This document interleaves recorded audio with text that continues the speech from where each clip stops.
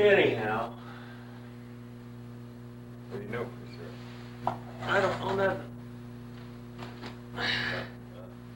No. Marlene, she talked to Carol. Oh, did you?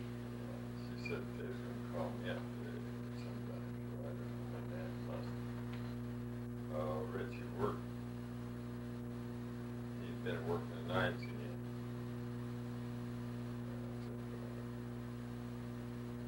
I don't know whether he worked last night or not. I don't think so. I think he worked last night. He's moved now, though, right? What? He already moved, right? They didn't put Ann in the cat. They didn't put her in the cab. No, they kept her in that restroom there a couple of days, and they're going to take another X-rays and the leg and stuff, and then they're going to put her in the hospital tomorrow, I guess it is. Yeah, put her in there. That's to come back with X-rays, and then they're going to see how she gets along. Take care of her in there for a few days, see if that gets better or worse or what. I guess I don't know. And then he didn't want to put her in the cast right now because she might fall with it. You know, and she can't. He said crutches would be the thing for her, but he said she couldn't walk on crutches because she ain't got enough strength in her arm. I never thought of that. She wouldn't have. Well, didn't they want her to use a walker? What? Didn't they want her to use a walker? Yeah, that's what they learned. They're going to have her in there with the nurse go along with her in order to walk the walk. But the walker, well, that ain't so hot. I didn't think the damn walker is some woman here. That was been 2-3 years ago. She's come back to the hospital with the damn walker, and then she walked around that, going up in the halls or the restroom. I wouldn't get everything for her body. And she was going to lift it up and stand in front of her, you know, so she take a step. Instead of that, she fell right over the top of the damn thing and right out on the floor. Then they take her to the rest of them. I don't think she ever got that. I don't remember. Of course, you know, when you get that old, you get old. Well, oh, Ann's old thing. She is? Yeah, well, mine is in January, and hers is this fall or something. I'm older than she is, but 4, 5, 6 months maybe. I knew that. We was talking about it one day. But doctor, he says when the people get old that way, so I don't know why their bones get crumbling, you know. So some of them walking along and don't think nothing wrong with them. All of a sudden they put a step on their leg and just gone. It breaks off. Did Richie already move? He's already moved, right? What? Richie, I said he moved already, right? Yeah. Well, I don't think Andrew's probably enough. I ain't talking about her, I'm talking about Richie. I said Richie, he already moved, right? Richie's what? Moved. Yeah, they're moving in place. They had 2 bedrooms downstairs, 1 upstairs, a bathroom upstairs, and 1 downstairs.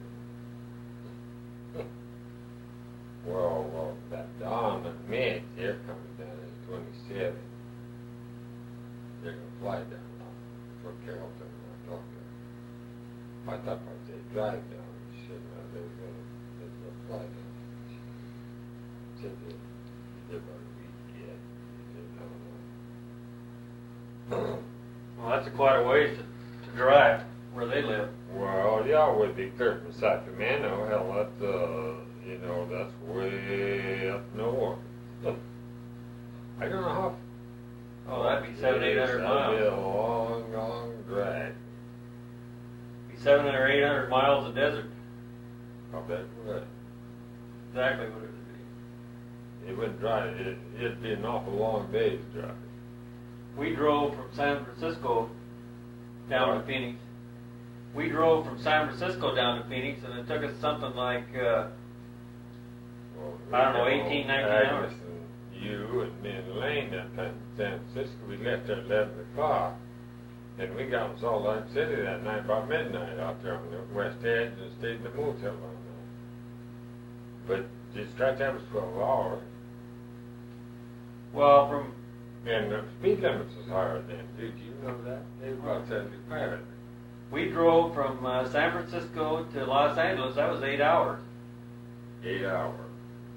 That's 432 miles. They would come. They'd come from, no, not from San Francisco. No, they'd come from Sacramento, the same distance. I don't know which way. Well, there'd be a road there that they'd hit Oakland, where the hell they come into, I suppose. I don't know. They'd come down across and then... No, they wouldn't. And then they go across the bay over San Francisco. No, they'd go down 99. Yeah, that'd take them on the east side of that. That'd take them inland from the ocean. And then they take that right on in to Los Angeles.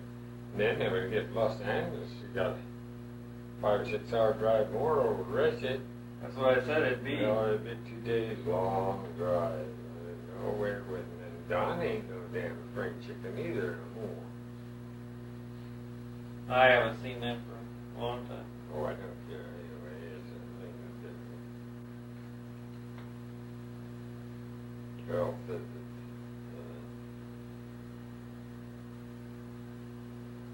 that Lane, Marlene asked her how she liked it over there. She liked it just fine. They liked it over there.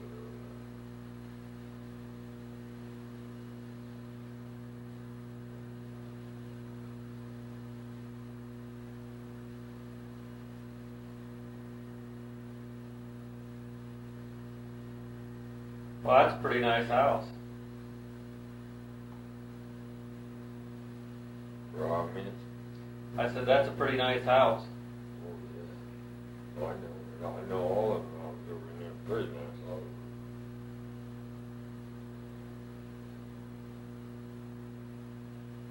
But I think the house he bought, if I remember right, it said, across on this way, just over the corner. Well, no, I was turned around. It'd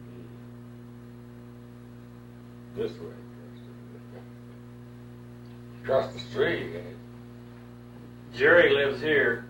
Then there's a house on the other side of him. Then there's a street in the corner. Richie lives right over there. Down in there. Huh? But there are always nice houses in there, if I remember the place right. Of course, I was over there twice. So. But now Jerry's, I don't remember very much about their house. Well, I remember about it, yeah, when you go through where you come in from the front there, that was the front faced.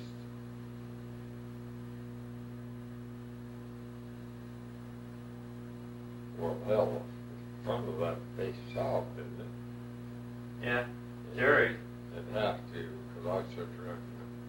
Face south, face the street, out there south. Where you went in what the hell you call it? Little room, it wasn't too big a room. And then you went on in there and we come in this way, and then you went this way, over in that big room. And then they had that stairway going up the side, and they had rooms upstairs. I don't know how it was arranged, but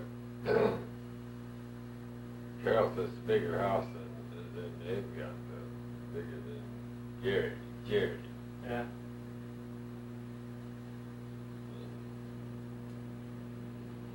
But they don't have no swimming pool. Well, I wonder how they fixed that up anyway. They'd have to make a contract sometime, wouldn't they? Huh? Oh, yeah. Well, yes, it would if it didn't work. John Richards got to kick off boy. Now will be. These are heirs, but belong to the but kids. they didn't fix up nothing. He just took over payments or something. Oh, I don't know. Now they can do that. They'd have to go through law or some way to. They'd have to go and have a lawyer that picks up a contract. Well, yeah, you gotta do that. You gotta have a lawyer draw up a contract. Well, it's already mortgaged. I know it.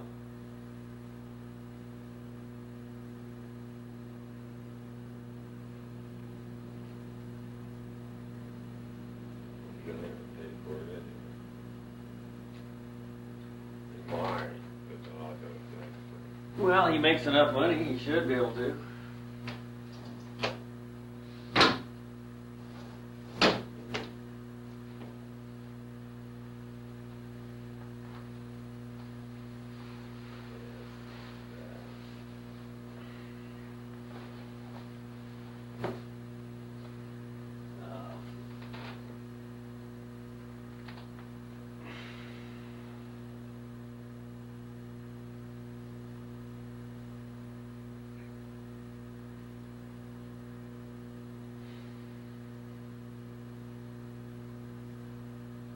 Have you got any of those pain pills?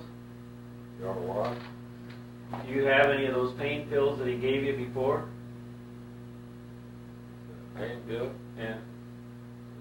No, so he give me a few. I got, if I could get some, yeah, I'd have to call Dr.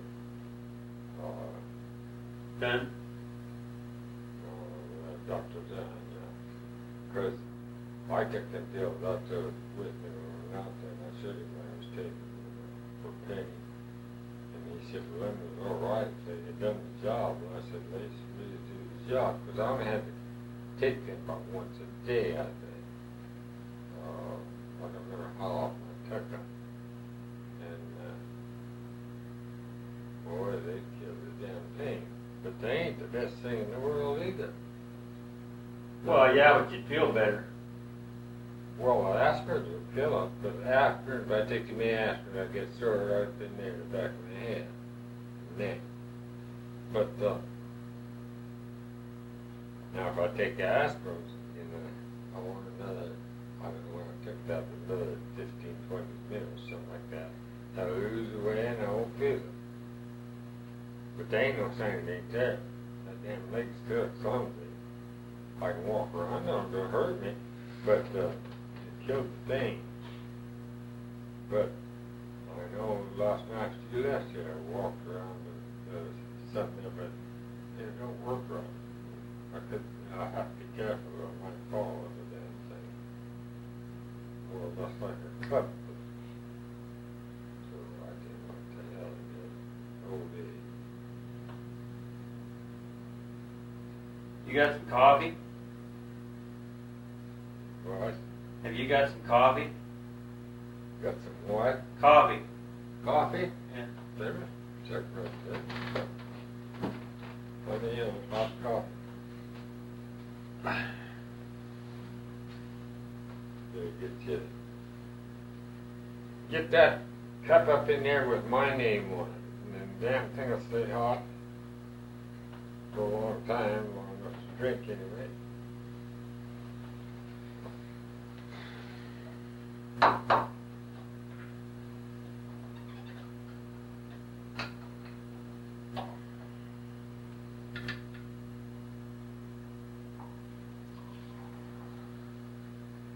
You want some?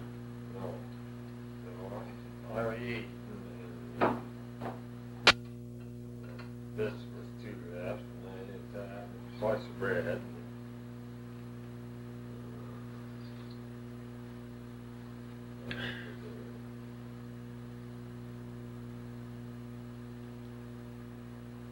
Is that right? Huh? What? What'd you say? Is that a running? No. Well, that's a waste of film. Shit.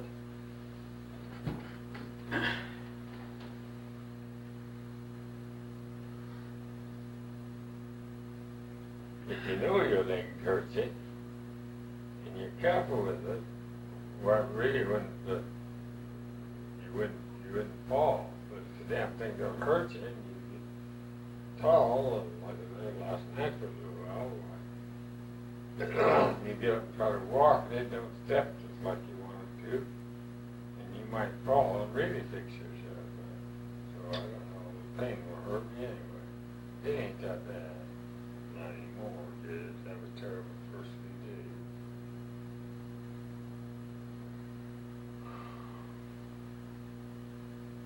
That goddamn leg there, that's the one I got smashed up on that motorcycle.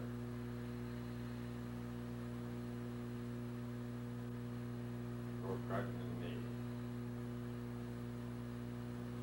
Foot turned up that way.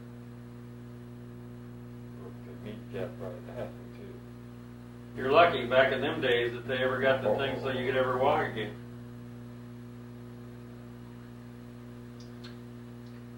Well, I was damn lucky because I was between our place and Corbett's. And coming down that old road, just across the field there and then the south field over there. Oh, no, home place. I was a kid. Oh, probably 16, 17 years old. And it's all getting ready to pick corn, but it rained and it was muddy. They didn't pick corn, but they went down along there with wagons and stuff. That's all it was. There wasn't no cars running them days. I never see a car. But it froze up. Well, it was pretty smooth down the middle because it was. That's where I was riding that damn motorcycle.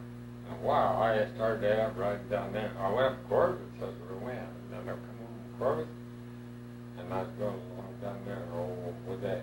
Well, old Mitch fell with you in that pasture on that road on the wayside along there. Down in there? That's where I did it. And my leg was just numb. I didn't feel that when I got up. But the damn motorcycle laying on the side just still running. So I released the clutch on it and hobbled around there on one foot, and I got the goddamn thing setting up. And so I put the broken leg up there on the foot pedal, kind of hung on with one hand, and I released the clutch on the other, and it just jiggled along, just slowly about as I could keep it going. I couldn't never get home. And it was cold. Rhonda's rose, I know that's really not hell, but it rose up the night before. And then I got at the house, when I got up there, I don't know how the hell I got the farmer. I know they took me to the old air with the doctor over there. And he didn't have x-rays and stuff. Farmer had, you could have got an x-ray and it's come no more. I don't think at that time. I don't know. But he said it broke up there in the knee, and he put it in the goddamn cast in there for down about halfway to my ankle. It was good enough. And I in that damn thing the rest of the winter. And we just getting ready to pick corn. Well, I didn't fix my wagon. So there wasn't nothing to do. I wasn't going to pick no corn, so my dad had another hired man to help pick corn.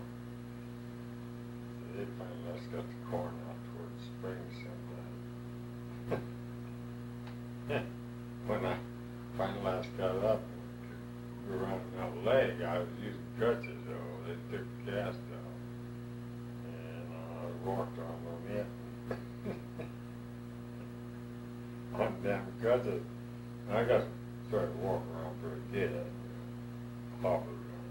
I felt good, of course. Young, you can feel good anyway. So I went up to the garage. It was nice and warm out that day. I went up to the garage to see the motorcycle, what the hell it is. Looked like I couldn't find it nowhere.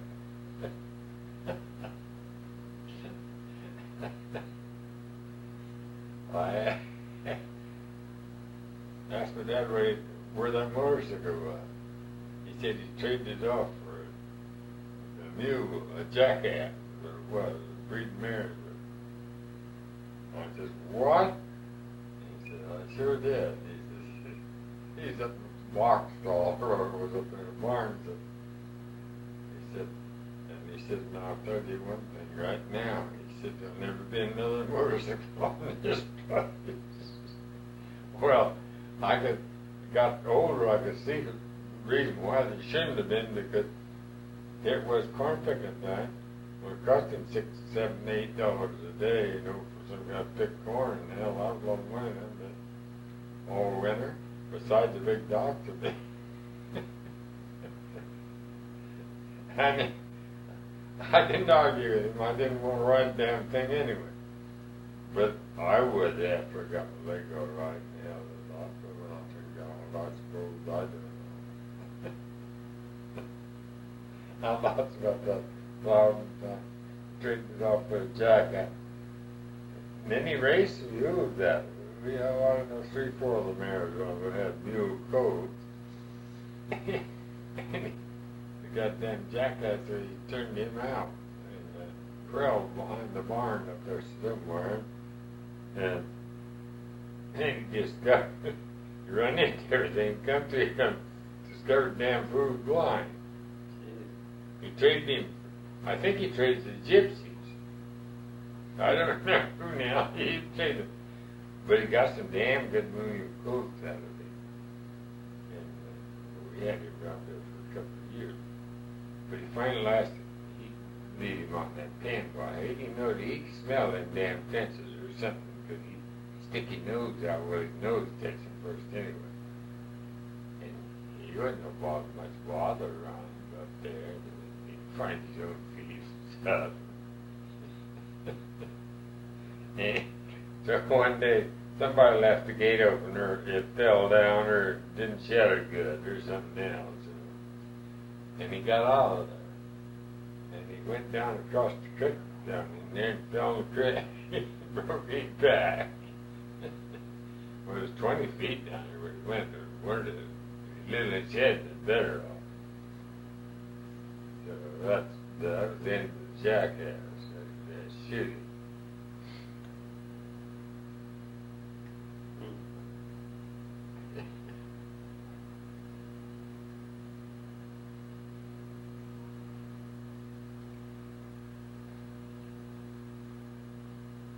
I just laughed a lot of them with that. Get that Lenny in there, keep him over to our place. Oh, I got it down in the theater, down in there south a lot. And then been married for 4 or 5 years at that time, I think. But he came over there one day and riding his pony. And he called it a pony, it was a big horse. But he had small main roads. You know, like that.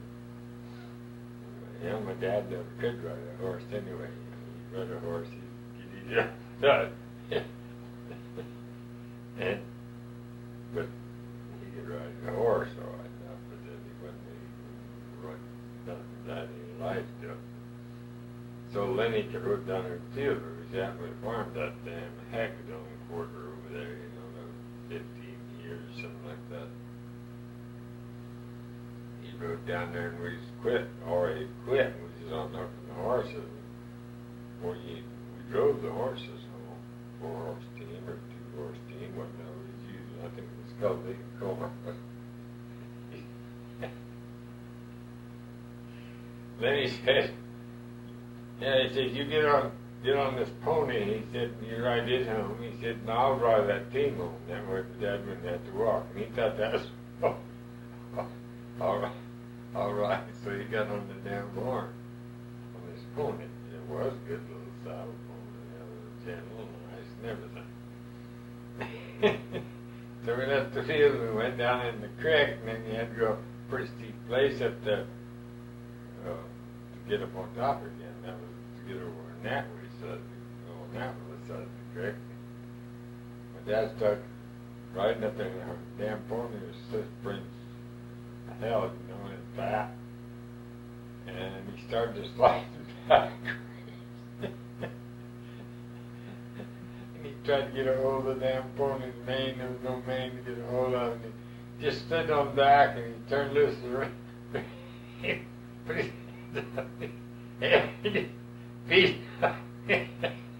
Stood out that phone. Rode about halfway down the hill. Well, I just goddamn near died.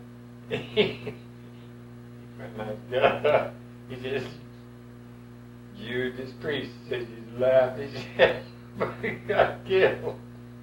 Well, I killed, falling off that phone. Well, I just goddamn near died. That really just took it right off. The way he fell off, this is like a big boom.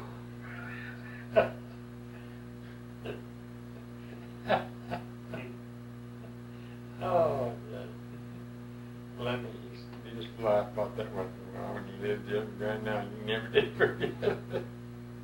He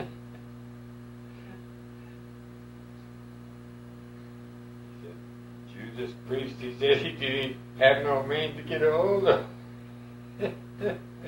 He'd had a mane on there. He'd hung on that. He'd been all right. He wouldn't have stood off.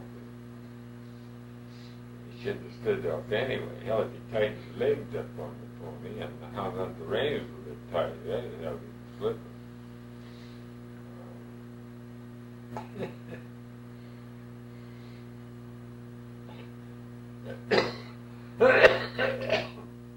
They was on the home place and he got that damn old Buick. That was another big laugh I got at him. Of course, he never could drive a car. Them old timers just couldn't learn to drive them damn things. You know that. And when he gets years old, when he got them, that's that. But, he's in his 50s, and he washed it all up down there in the tank and washed the dirt and dust out of it. Well, it didn't need washing there. It was been sitting in the garage. It was dusty, but it didn't going to help nothing to wash it off and get dusty and neck there, too. So he got that all done, and then he went and done some chores around out there. And I was sitting out on the porch. I never thought he'd drive it. Hell, he drove before. But so he comes down and he looked at that car and he opened the door and he got into it. This Buick 6. That big diamond bumpers in the front. I can remember that damn thing. So he started it up, and I wondered what the hell he was going to do. Because if he drove it out there, he'd probably throw mud on it again. But he didn't. He just let the clutch out, and it just went up the hill, chuck, front 10 miles an hour, fly, just slow as it going low. And he went up there, and he got headed right in that garage.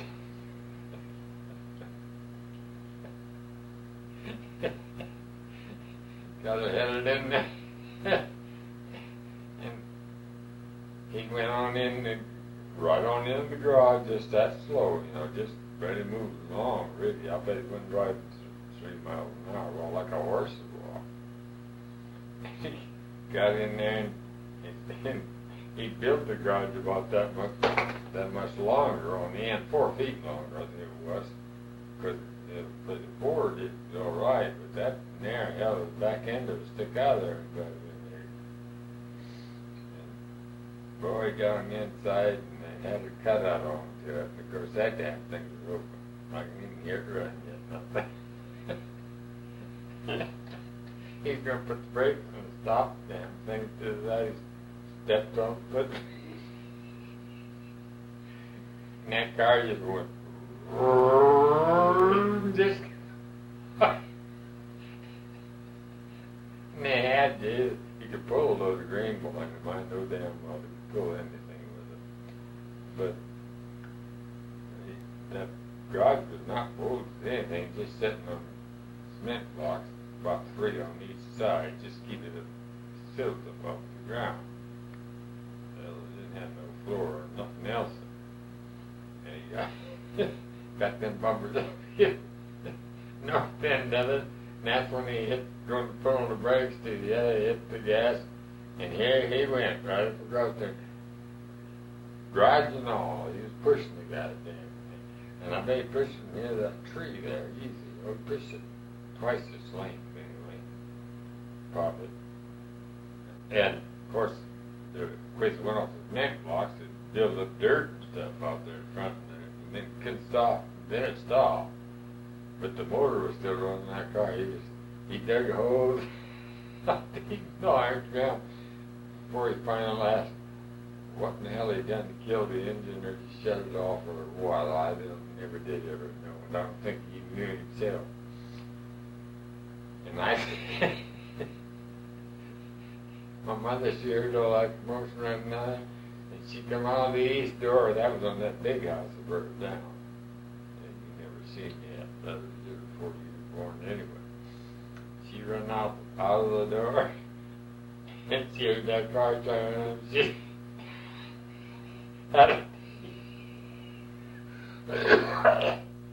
She had her D style flopping around off. Get out there, Paul.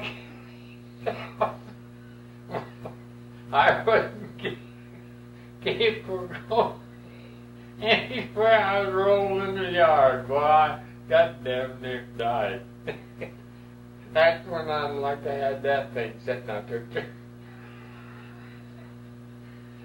And he'd come over to our place one day, and that was that 25 year. I got pictures of it. I mean, they used to drive across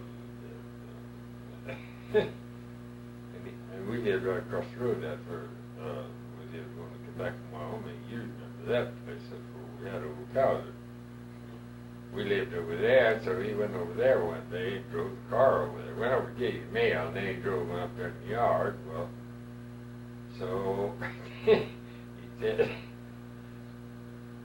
he talked to her a while, and he said, well, he better be going home. He said, you just go over. He says, and stay over the hard place. He says, the Elbert comes home. He might not get home late anyway. Well, she said, yes, she would. So she took you, and she got in the seat with me. He went down there, and they had a gate that went right straight across from that place where it is over there, right straight across, and up there, down there in the yard, you know, or off in the front there, where the road went up. When the fence was there, and he went on up the end, and then they pulled in right, well, that was just west of the wind now. There was a steel gate there. When you make this turn and then drive on up to the house. And he got his foot on the wrong thing at that time too, I guess, or I don't remember what, maybe he's going too fast, and he had made that corner all right, and they milked the cows, and Herb or somebody else had the milk bucket hanging on the corner post of the window. He turned that corner and he hit one of them buckets, and he come that close to that big goddamn cedar post to the anchor of the window there. And he just knocked that damn thing against the road. He drove out in the front of the house and got to stop. It's wondering if he was excited, wondering he had to run the damn thing in the house or something. Of course, I never seen that. Lane used to tell her. She said his foot got to dancing on the, you know. She said on this. Oh, that's where he was going to slow down on the foot. She said his foot got dancing and he was going like that. She said he made that corner, and that's when he hit the milk bucket. Lane used to laugh about that or something. I said, well, you don't want to be riding around getting the cars in. The boy said, you're telling me I ain't going to go for any more rides than him. She said, that's scared. She said, she's not even going to rent the house. And I guess he probably thought so too. I know he did get his stop.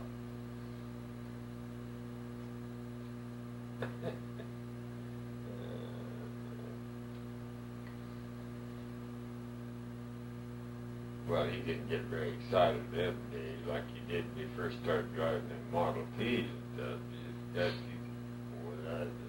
couldn't drive one of them things. There was no way he could drive one. He did drive it, yeah, but well, the connections he doesn't do. I mean, Floyd took it out there north of the house and had the gas office here. We got it cranked up and got it out there in the alfalfa field. And We drove around there about running out of gas one day, learned to drive it. They helped wife to drive it. Kids, they'll learn something like that. Well, hell, we learned that nothing flat. Just like Knute Jr. there. He didn't have to learn to drive a car. He already knew how. Until he grew up. Yeah, he didn't have no trouble.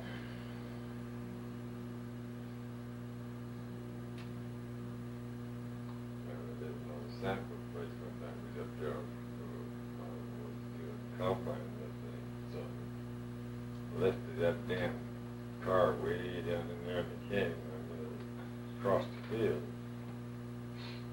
So I said, well, it's about noon. And she took the damn, went and got the drove around there combine. Well, we just have the same way.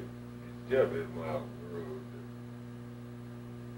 I left us up on top, and I said, well, I told you, I said, why don't you go down there and get that damn car and start it up and drive it up there across the field, drive it up here.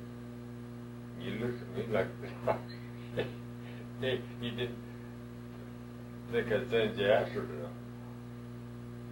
You said, you want me to go get that car? I said, well, sure. I said, you could drive it, can't you? Oh, yeah, I could drive it. I said, well, go down and get the damn thing. I don't want to walk way down there. If I don't have to. You boy, you didn't even walk down there. You run went long up there. You was in the car. You could drive that damn thing.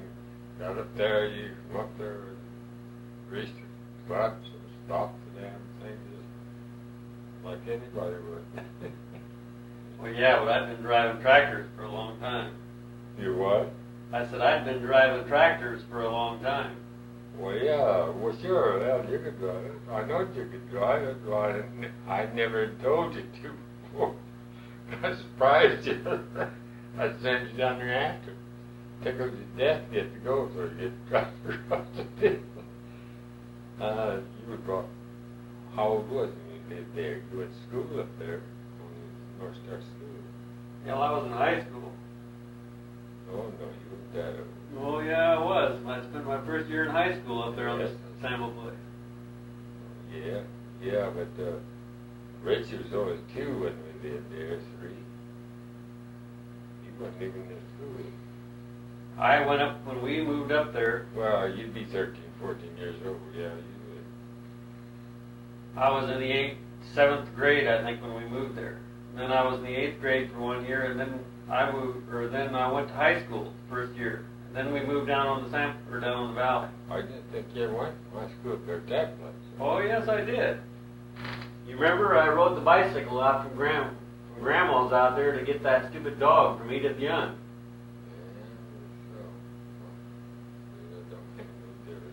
I forget all some of them things. Anyway, that's been a long time ago. Damn right, that's been a long time ago. Out of all the places that we ever lived out there, there's only one of them that's still somebody living at. There ain't nobody lives up in that damn country no more. No, not up in there. There ain't no one. Well, yeah, that there. Well, no, he don't live there. He lives over in the old McNabb place. That's Bob. Yeah, ain't there what you got it? Bob McRae. The only guy that I know, Not McRae, it's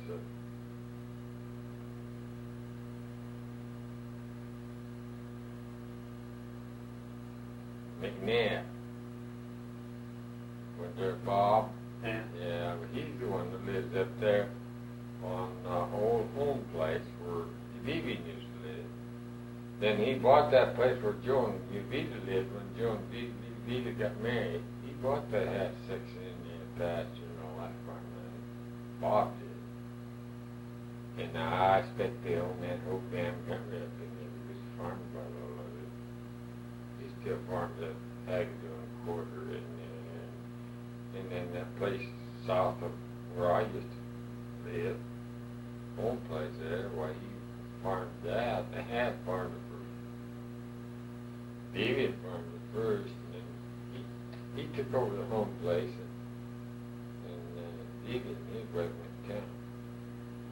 And Deviant had his hips operated on and put in some kind of plastic joint. Well, it gets around pretty good last I seen it. I guess they couldn't get around on it.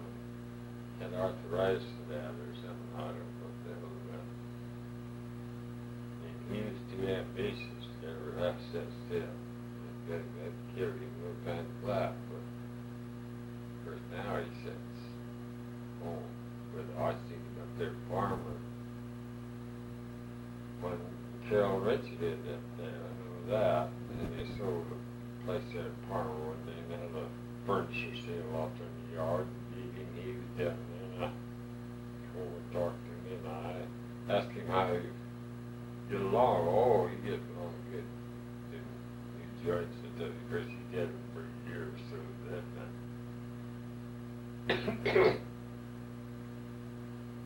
So he left there and went on up the street, head across the street, and took off on a run across the street over to his car.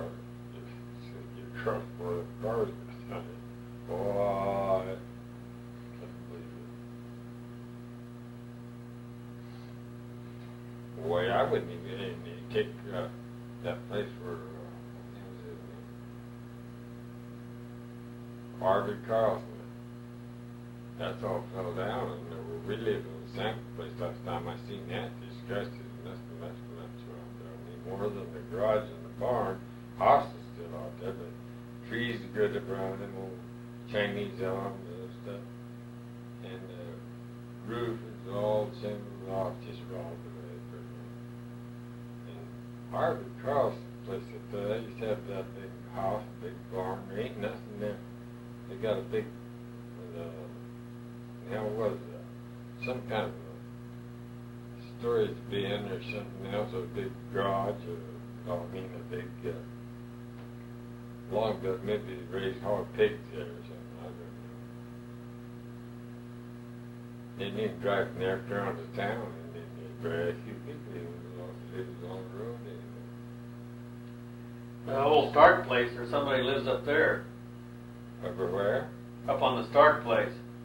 Oh, yeah, he bought that after I moved off. That's the people that bought it, Kansas. And, who was that? I don't remember their names. I knew her and him both. I've seen them up there, farmer, talked to them a lot of times, but I forgot what the hell their names were. And they, after they bought it, they rented it out for a few years. And then they sold out down in Kansas or something else. They moved up on it. That was his kid that over there for one night and tried to get Debbie to go down the river. When she's up for Richie's. And they run off that damn grade down and ran into a tree. He didn't know, where you were on the two curves down Richie. Richie went down there next day. I think you was up there too, because you was down there when he pulled him out, wasn't you? Well, yeah, I was up there. Yeah. Well, that was his folks that owned that damn Stark place. That's where he lived.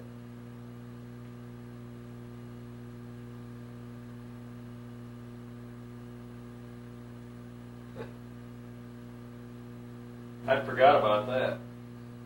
I had two. Just happened to think about it. We talked about them. I happened to think, well, I was their kid who was coming down there after Debbie. Midnight back in the day. They'd been down the river. I expected to have drunk. But she wouldn't go along with him at least.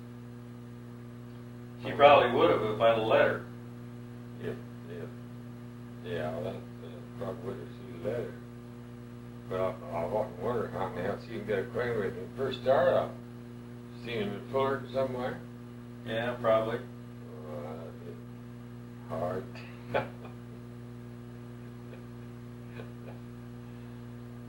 It's like, hell, I run around girls that I didn't even know their names myself. I've been out with a lot of girls. I didn't even know who the hell there was. Didn't give a damn. And then a week or so afterwards, I've seen him up there with him.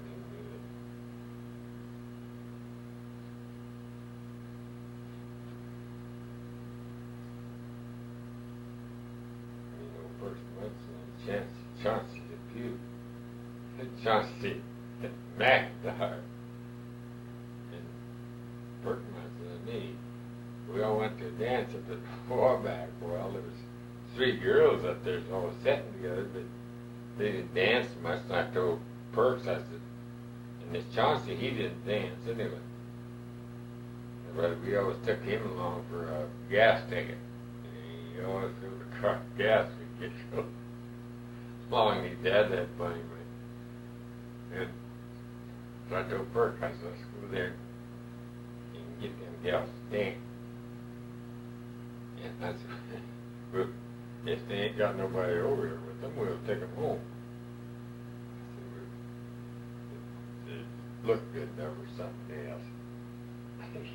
So across the dance floor, we went over there and we got to talking to them and dancing with them. So, of course, we had to take them home to the dance, ask them to take them home to the dance, ask them who was down there with. Oh, they just come down there with some of their neighbors or something else who was going to take them home. Want to take them home. They'd go, but they're next to them. And so Perk, he goes over and gets Chauncey and took him over there and introduced him to her. And he said, well, there's 3 of us. I said, he ain't got no girl. He's a pretty nice guy. He was as far as that's concerned. You know, but nothing wrong with him. But so we took the girls home all right now. And we didn't get the time we got them home was almost breaking daylight. I remember that. Of course, they were home willing to stay that long. But this Chauncey McIntyre, importantly, he was drunk. And we got to Fullerton. Boy, he went on about that gal. I think it was probably the first gal he ever had. I don't know. And he's a bright boy. He's going to go back up there and see her again. She was a really nice gal. Well, they all so then when Perk said we didn't know nothing about him because we went in the car with him anyway after we got out there. Got out of the car. But anyhow, we got back to Fullerton. So we took.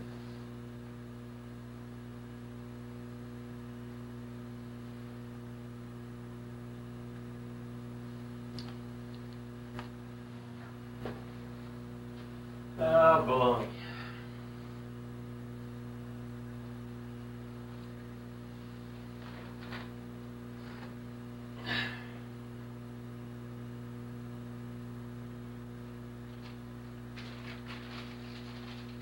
I think that Chauncey.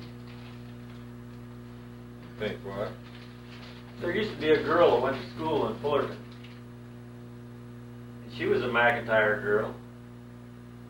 What girl? Did they run the hatchery down there in Fullerton? McIntyre? Chauncey McIntyre, did he own that hatchery there? You remember where they used to buy the little baby chickens there in Fullerton? Buy what? The chickens in Fullerton, them little baby chicks.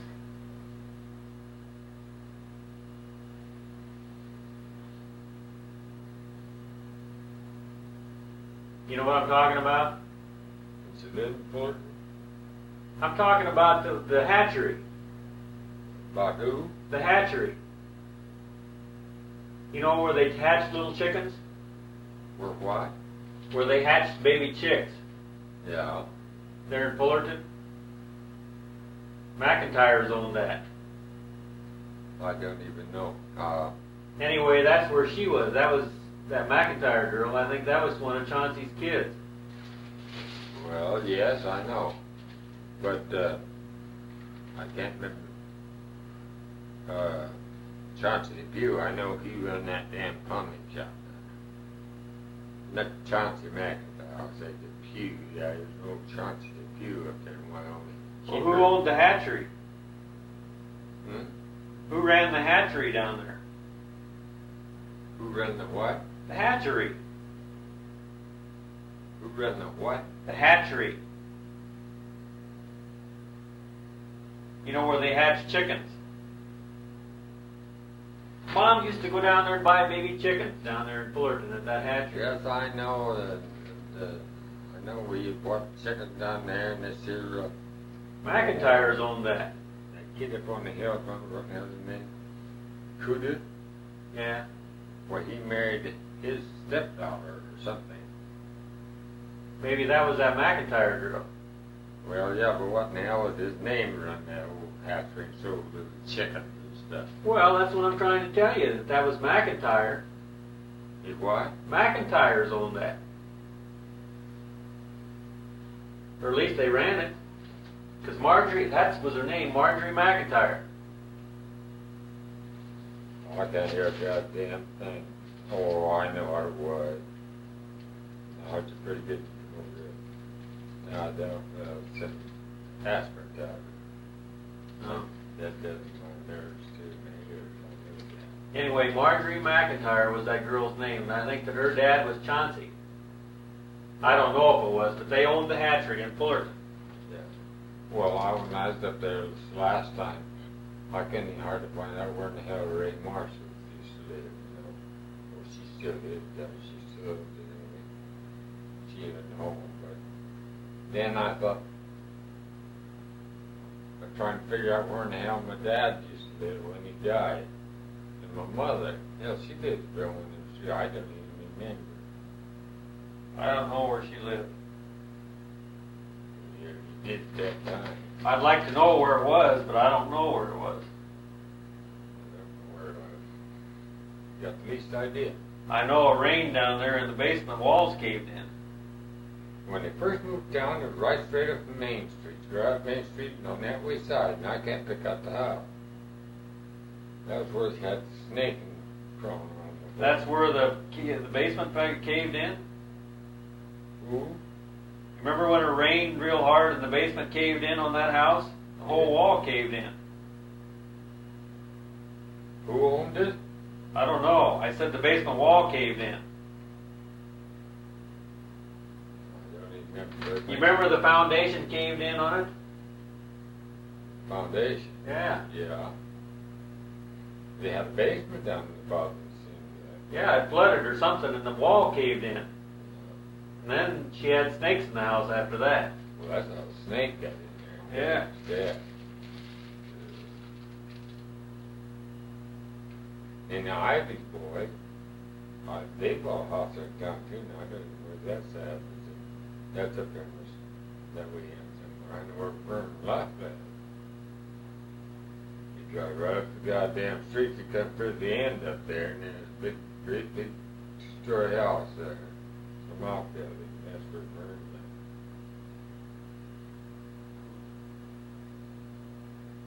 Oh, and bless her dad, except Vern. Who lives up there on the creek? On his place? Oh, I don't know. Was anybody there? Somebody does. Somebody lives up there. Yeah, that would be there on the creek. That was over Clark's old place one time. And Vern, he bought all of that, and he bought Tom Sherman's old place from Richard. Then he bought that 80 from George Miller. He owned a lot of land in there. Oh, he bought Herbert Miller's 80 too. And then he made a lot of money up there doing nothing, just price of land. Then he rented it out and moved to town. And he still owns the land. He never sells it, I know of.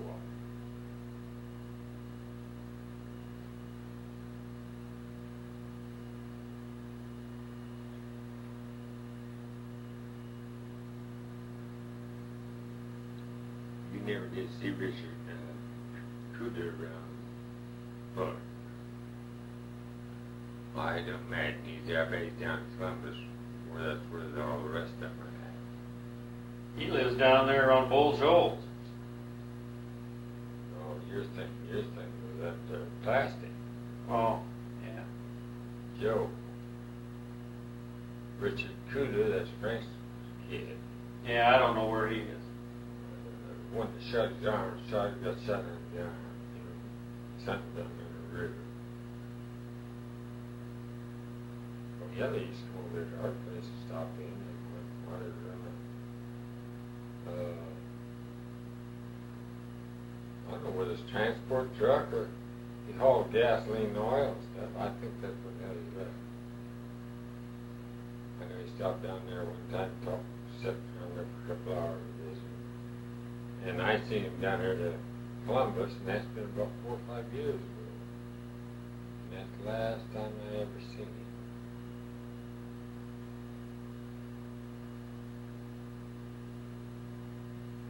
And that there plastic girl, what the hell is her name? Teresa? Oh, no, Plastic. I don't know her. It was the oldest one. She's an old maid. I don't know. But anyhow, when they moved down there to Columbus, she got married. You're thinking of that Cuda girl. They had what? You're thinking of that Cuda girl. Where's that? There was Teresa Cuda, and then there was a younger one. And then Floyd Kozak, he died. Shit, the old lady around up there. Yeah, but Teresa? What? Teresa Cuda. You know Teresa Cuda?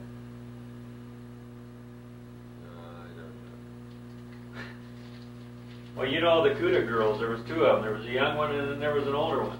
Yes, the oldest one's the one that got married. The oldest one, she was kind of always laughing and giggly and stuff. She got married down there. I know. I seen her down there at the horse races one day, and her now Kozak. Yeah, but she isn't a Plastic. That's Cuda. Well, yeah, she was a sister of Mrs. Cuda. Yeah. No, I mean, she was Mrs. Cuda's daughter. You're thinking of Cudas. You're not thinking of Plastics. Oh, yeah. Yeah, Frank Cuda had 2 daughters. Yeah, he had a young one and an older one.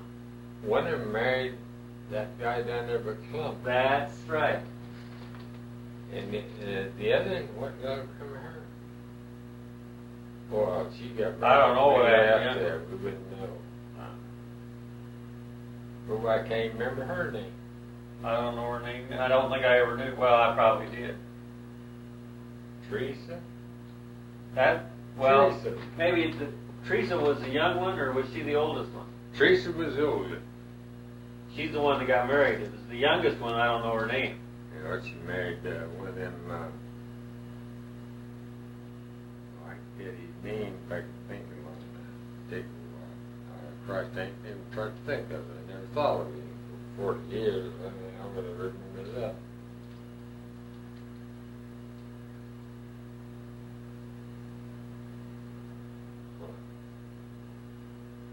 The one that married Teresa, and then his brother used to come up there to see Marlene a few times in Columbus. And I can't remember what in the hell her name was. She was no widow woman down there. They said she was no Hellcat. I didn't know that. Well, I did. I just barely knew like I was a kid. And Sylvester, I've never seen him since I left him there. And he lives in Columbus. He lives in Columbus? Yeah, Rich told me that 4 years ago. I asked him where he lives. He lives, he said he lives there in Columbus. And I said, what's he do? And he works down there in one of the factories. And I said, you ever get married? No, he said he didn't get married, but he's living with some guy down there. Just checking up there.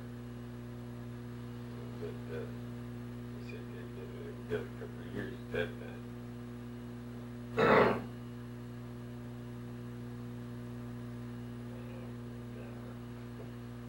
Joe, anyway, he's down the road. Joe's there somewhere. Arkansas, anyway.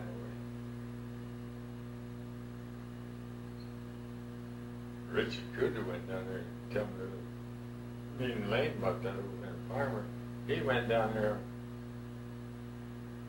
fishing. He went down there with Joe. He said Joe didn't have time to fish. I said, he did. I said, well, you ain't kidding. I said, well, if he likes to fish, you go fishing. You know, he can't fish in daytime. He said, if he goes fishing, he has to go to fishing. He said he runs that bait shop. And he's damn busy. He ain't got time to go fishing. And that Richard Cruiser, I don't know what the hell happened to him. He married that gal in Fullerton, and she died. And she already had a kid. And then that was his daughter, or stepdaughter. And she was redheaded. I can't think of his name, but that goddamn Hatcher. Well, I think it was McIntyre's. It wasn't McIntyre. Well, Marjorie McIntyre was. Might have been. Hell, I wouldn't say for sure, but anyhow. Some McIntyre owned that thing, I think. Then, Richie go up there once in a while and visit her. And the last time I seen Richard was down there at the horse race about 4 years ago, and he had a redheaded gal with him. I bet that was his daughter-in-law. I mean, his stepdaughter. She's a nice looking gal. She's taller than Richard. So, pretty husky. Lamar's. Omar's, that's who it was. Lamar. Marjorie O'Mara. I know that. O'Mara.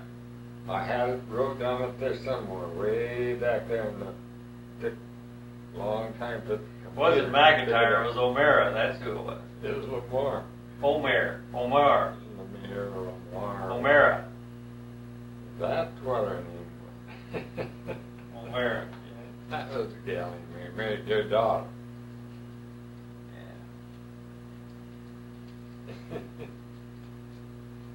I can't. It sucks. I was sitting here one night trying to think of them girls' names up there at Douglas, and I was pretty sick with 2 or 3 of them. And I can remember some of them, but I can't remember them all. I can't even think what the hell one of their names was. I tried and tried. And then one time I was over there at Clifford's, when he lived there in Hastings. Me and him got talking about them gals up there. And he pestered him up at that time, and I couldn't think what the hell her name was. God, she was a good-looking gal. And I used to run around with her. Of course, Peggy O'Neill, I'd never forget her name. She was right there. She worked in the bakery there in Douglas. Of course, I knew her well for 10 years. Not for 10 years. I knew her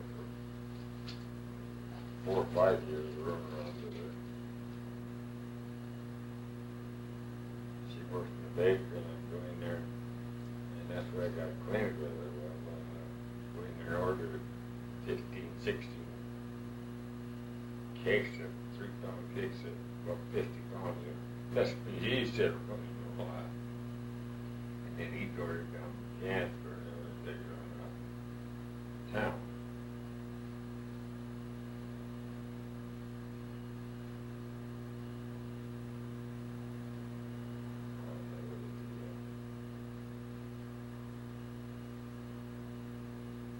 But anyhow, that other girl, Law, it's wondered what the hell would become of her, because, well, she was a real nice gal. I knew her folks, too. They were nice people. But, well, I thought she was a very nice gal. But, anyhow, I asked Clifford, and Clifford had to think quite a while. Pretty soon he'd come up with her name. I forgot what the hell it was. He came up with her name. And I said, "Do you know whatever come?" "Yeah, hell yes." He said, "I know what happened to her." He said, "She got married when it was last, and her and her husband held up a bank down in Arizona or New Mexico or somewhere else. And got cats. He said, both of them had nets were gone. So that's, you never know, dear. Anything could happen. I was trying to think of her name the other night, and I think that my compositor got that mixed up. I don't think I'll ever think of it because I can't think of it yet.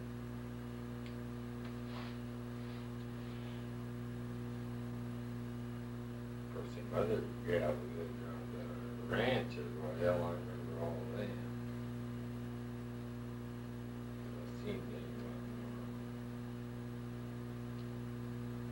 Mary George. No, I never run around her. She's younger than I was. I remember. But Glenn did. He was around with her after all my time in Wanda. It was before that. He used to work then with her Buford. Of course, he was right down the ranch with her all that time. Well, when me and Lane went up there, well, her and Lane got acquainted, and they used to write to each other back and forth. Well, then Mary got married. They married some guy up there. So after, when Anna died, well, me and Glenn and Wanda and Maxine and Wayne and Lane, we all went up there to the funeral from Cheyenne. We went Cheyenne first, then we went around to funeral. 2 cars of us. So we stopped at ate dinner at the cafe in Douglas. Steak, coffee, whatnot it was. We went in there and we ate dinner. And so we had a waiter there on the table. She's waiting table, and Glenn, he was talking to her, and Wanda, they were neighbors up there, Rawls and the Georges, and all that people. And Glenn, Elbert says, you all know her, know this gal there? And I looked at her and I said, no, I don't think I do.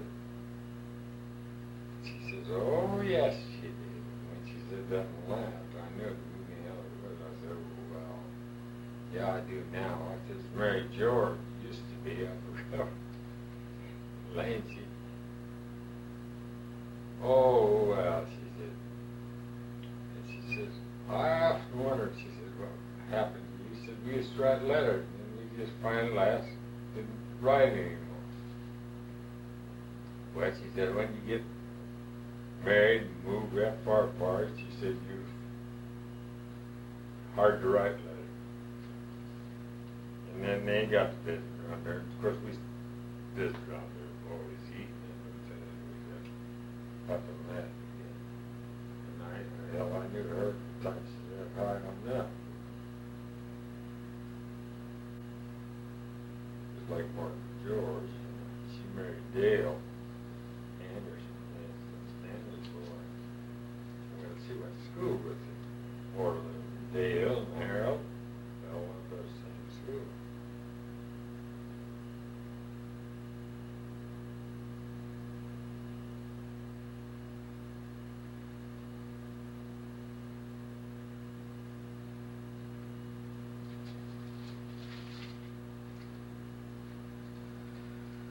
I don't know. A lot of water went under the bridge. So we used to have a lot of fun probably down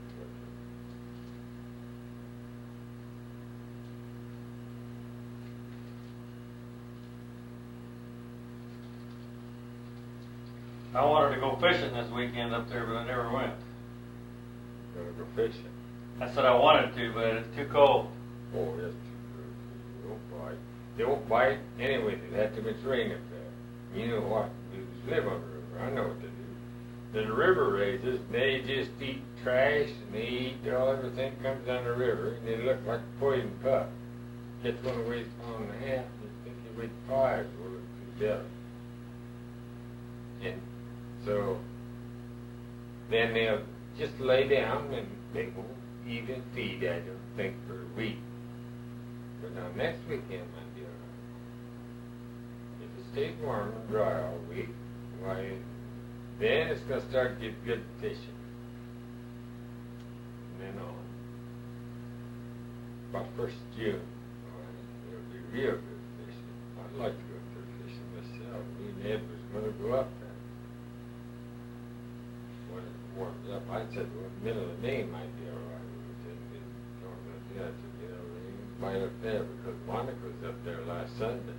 Up at He said, damn, water's so high you can't even see the dike when it crossed the end of the canal over at the river.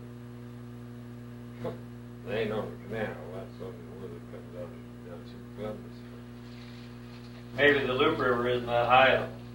And you can catch walleye or anything else out of that damn place there too, right there at Columbus. Maybe it's not that high up by Fullerton though. Huh? I said maybe it isn't that high up by Fullerton. Well, no, I don't know. Although I've seen that some of the bitch raised up too. Went down to West Depot way down there. Well, yeah, but that isn't snow that caused that. You know, in the spring of the year, usually when the snow melts, well, then it floods, if it ever going to. When I rode up there for the horse race, you remember that one? Over there, it ran down that flat was running bank full. Yeah, but we ain't even had much snow this year. No, but then they get all their water up in the mountains. Well, in Colorado, yeah. And I don't even think the mountains had much snow this year. Oh, they had a lot of snow. And I don't know, Carnegie and all them places, they fill them up in the spring, you know. They're supposed to have them.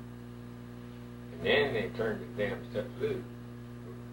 But middle of June, where everybody's going to be irrigating, pumping that water out of the river. Then you've got sandbars out there. And this channel runs up there, and the channel there, and back up water over here like a gym is.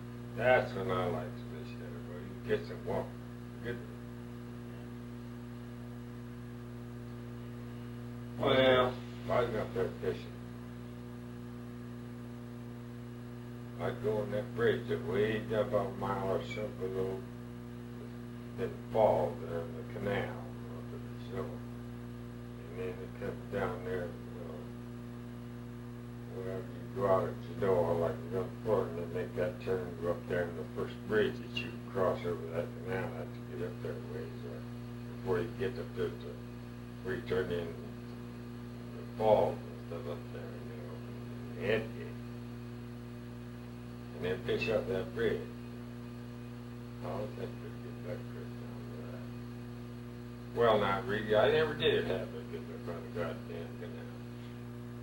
And that Beaver Creek, that's the place to fish. I don't even know where that is. Well, hell, run by the snow. Where, on the west side of Genoa? Yeah. But it goes underneath, they fixed it so it goes underneath the canal. But, well,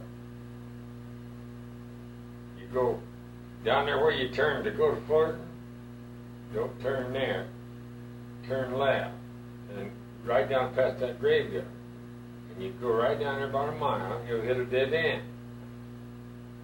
Then you turn left again, and then you go north, back up towards town. And there's a bridge there that goes across the creek.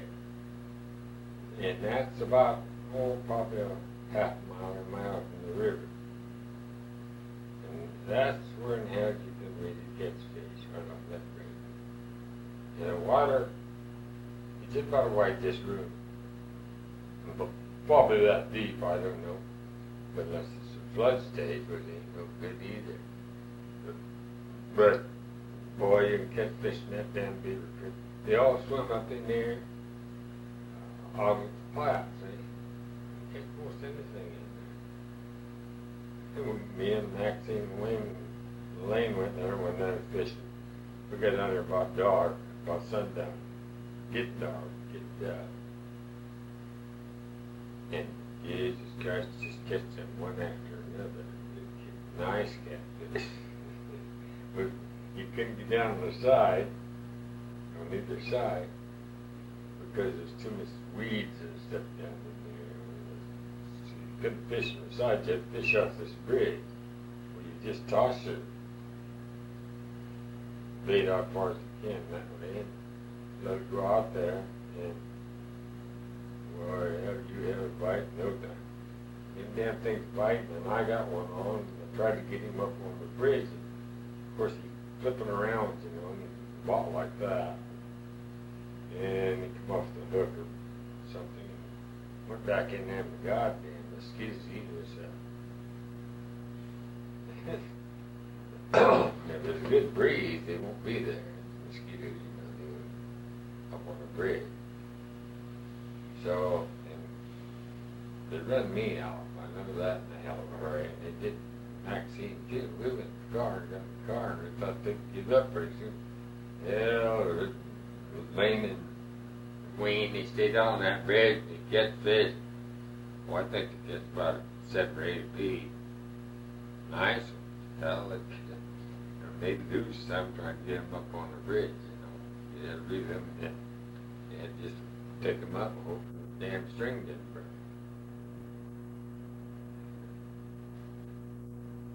And you don't need to go there if you don't want to. You can go right straight, instead of turning to go down the foot. So when you come into the snow, you just go right straight on, wet. You'll hit that beaver trick out of any bridge you go across that you can fish from. Any one of them's good. But if you go up there, right after, like the dry here all for a week or so, you know, and then they did a hell of a rain up around sink falling in there. The next day you want to be down there on beaver. Because the blue and the flat will both, they're both raised. See? Then they run together up there going down. About 2 days after probably there. When that muddied water and stuff gets down when the river raises up, here they come out up in that goddamn creek. Well, that bridge I'm talking about down there at the graveyard, that's the best one because they swim through there first. And that creek will be clear. They come up in that clear water. You ask them guys, but you know, hell, they wouldn't even fish in the canal. That's no fishing cow, hell, they was fishing beaver.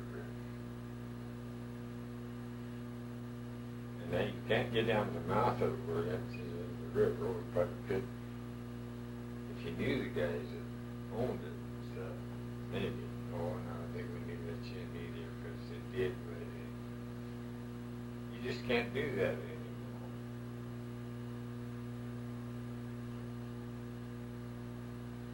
But I know Louis Zimmers out there, they never did ever close their gate. I was down there in Monarch a year, 3 or 4 years ago, still open. Go down the river, it wasn't muddy or anything. But they don't farm it, I don't think. Well, they might. Zimmer boys, they farm it. I think they got to rent it out. They what? I think they've got to rent it out. That's what I think. I think it's all Cunningham farmed it. Yeah. Because Cunningham was down in there, taking care of his pumps, you know, and stuff. Came down there with a few of them we talked and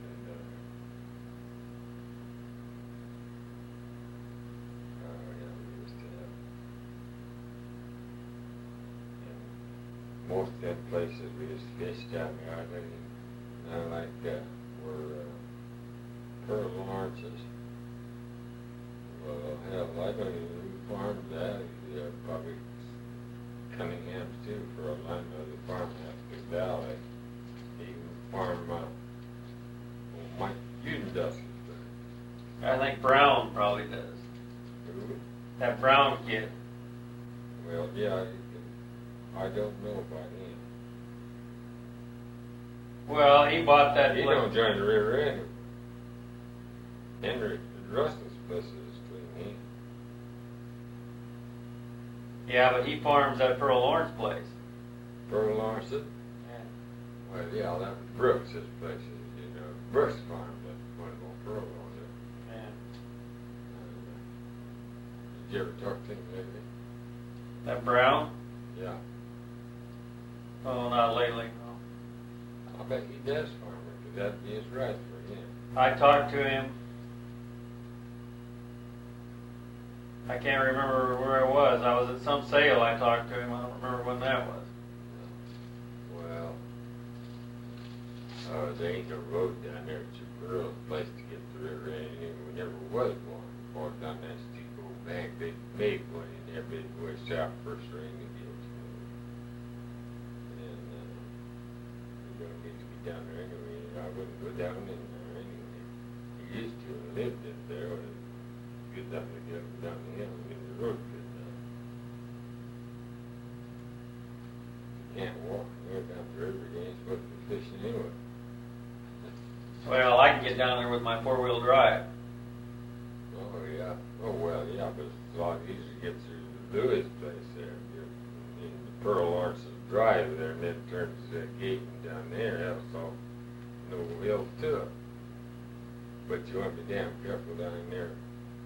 The fella could get one of them bog holes where you just fall out of sight.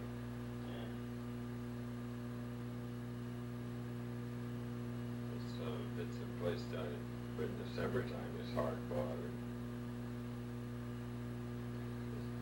And Mike down there for getting in, he was riding me back in your pickup, and you seen that he was going to be held to across there, you know it's soft in there, and then you seen that ditch coming up, and he didn't dare to slow down, he stopped. He just stepped on a little bit harder. So he kept off the camper. It wasn't a camper, it was a topper, wasn't it? Or was it a camper? No, it was a topper. He just laughed at me, he tried to hang on to that, but he went to the top. That's his top engine on it, he flew out.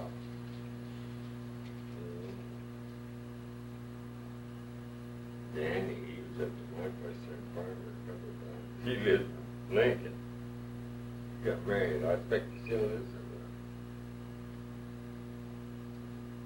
And the other two girls, well, I didn't farm anyhow lately. They come up there and farm one night too to see us. There's some boys. It's on the lane. And I went and stopped in over there and seen Mary and the kids there a couple times. I lived there in Central City. And so that last time I ever went down past there, they didn't live there no more. You know, he's a truck driver. I expect, well, that Mike, he lived way in Georgia or somewhere else down there. And there was a rumor around Farmer there. He was a penitentiary down there selling federal penitentiary down there, something from selling dope. That Mike went through that. Well, of course, I don't know how true it is. Could be either. Like I say, anything can happen.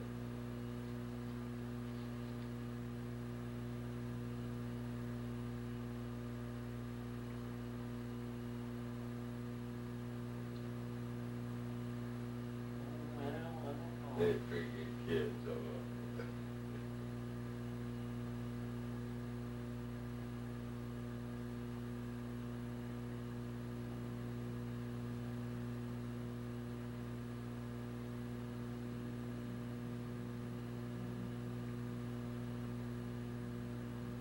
Farmer died. I see that on the moon picture last night.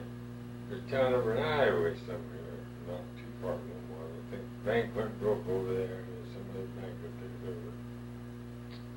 And that bank that we talked about, the whole damn town was practically closed out there. They got very few businesses out here. Oh, it's side Main Street on there. I don't know how big it is. And so it never would come back.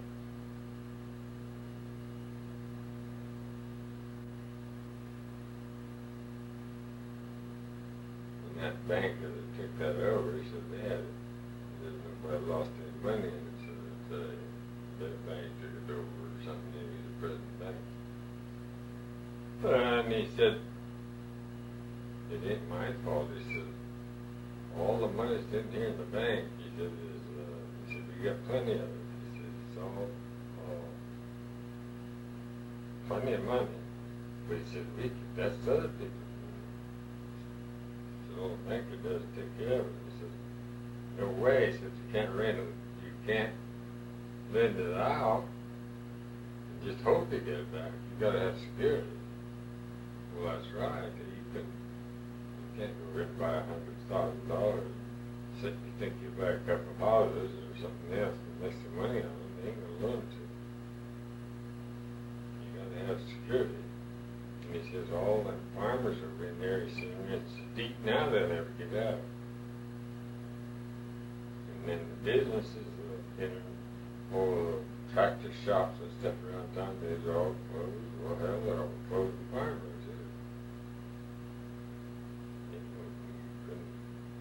Buy nothing in farmers except a few groceries. I haven't been over there for a long time. Well, I was amazed last summer when hell, they even got a lumber yard no more. They closed the lumber yard.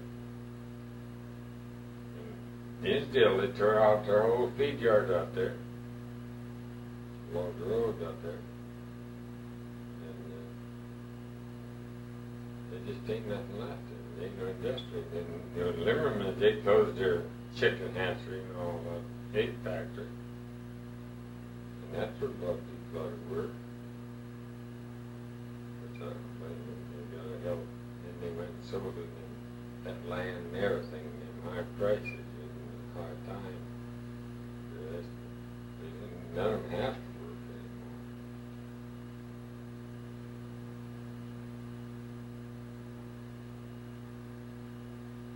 Dinsdales don't even live there. Well, I guess that they made a lot of money.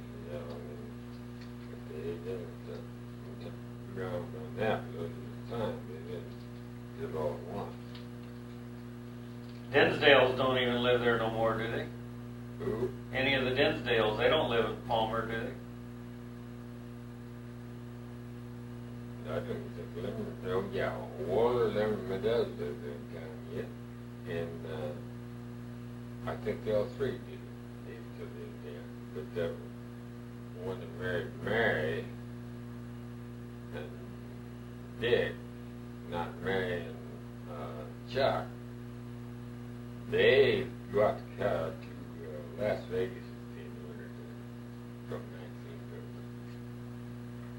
1950. Where does Dinsdales live? Dinsdale? Well, they still got the elevator up there, but Jack lives in Grand Island. Who lives there? Roy, I guess. I don't know whether he even. He's never there anyway. Never was. And their kids, whether one of them, they're back to the bank again, I think. He was in there, and then they sent him up to Sterling. And they bought 5 more banks in Wyoming last year. That's Roy and Jack. It's a whole damn family incorporated. That's what they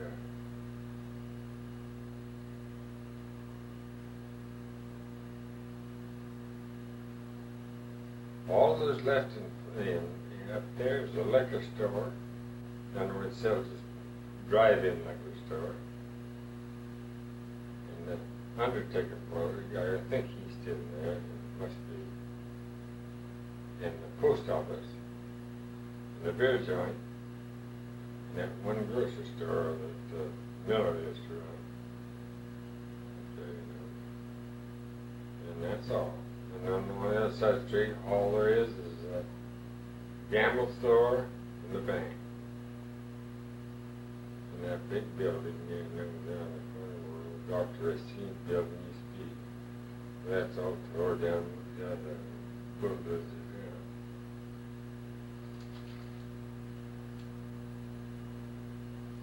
How'd you with it?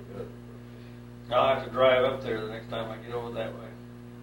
Well, you ain't got nothing to go for. I didn't have either, but what I done, I cut off one of those so they look, And that old son of a bitch bridge just standing down there on Tom Sherman's waiting for to get up there, over that great. I drove over that all my life. When I was a kid, I suppose I got once or twice, I don't know. And it ain't even got banisters on it. You know what? I got damn near afraid to drive across.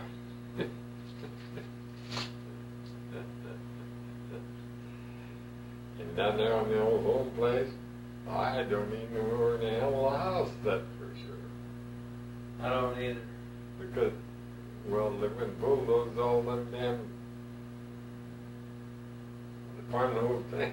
They bulldozed all them damn bank stuff is, there ain't nothing left of it. Well, there is down there, brother, there's one or two banks. I don't know, I just don't get it. I don't see how the hell it could change that.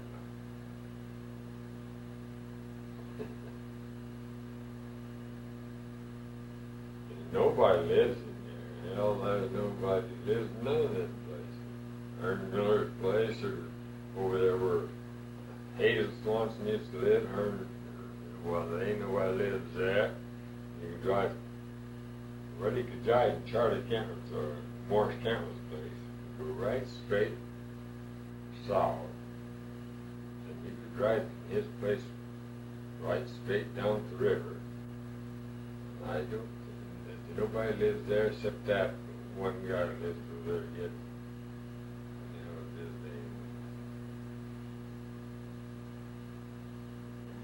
They had a bunch of boys up there. They had one school up there with it. Carter? Carter, yeah. That Carter's kid still lives there. He died of heart attack, Well, then the kid took over. He's still there. And I think he's the only one who lives up there. Somebody lives down there on that place across from the old home place. Where? Across from the old home place. Now? Yeah, there was somebody living up there about a year ago. Well, it probably is. I don't know. There's a lot of buildings over there. And those trees grew up out there clear all over the flat out in there. No machinery stuff that's sitting down there. They never cleaned it up.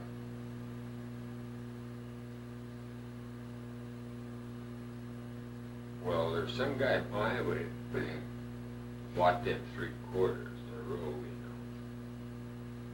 That one and the one that Bill Wells lived on, and the one north of it, Kirby Miller's all the way through there. And he went up there and just fenced it.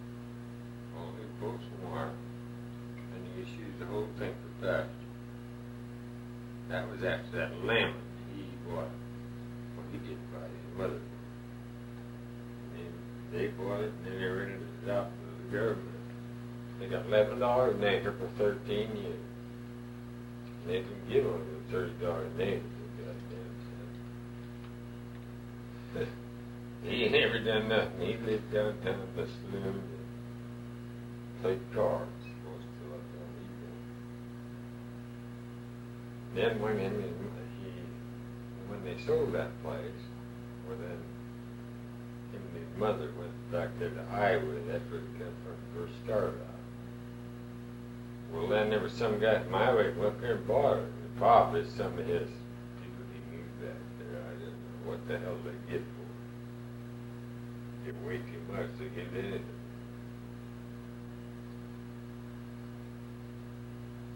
Well, just like the home place, I think it's well off. I'd rent that out. Damn sight better off. I'd rent it out and just kept it. Like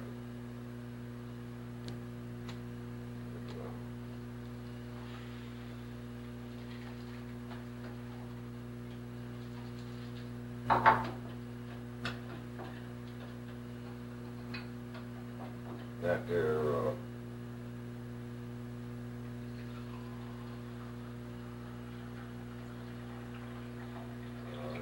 he's up that time right there, looked like he used to anyway.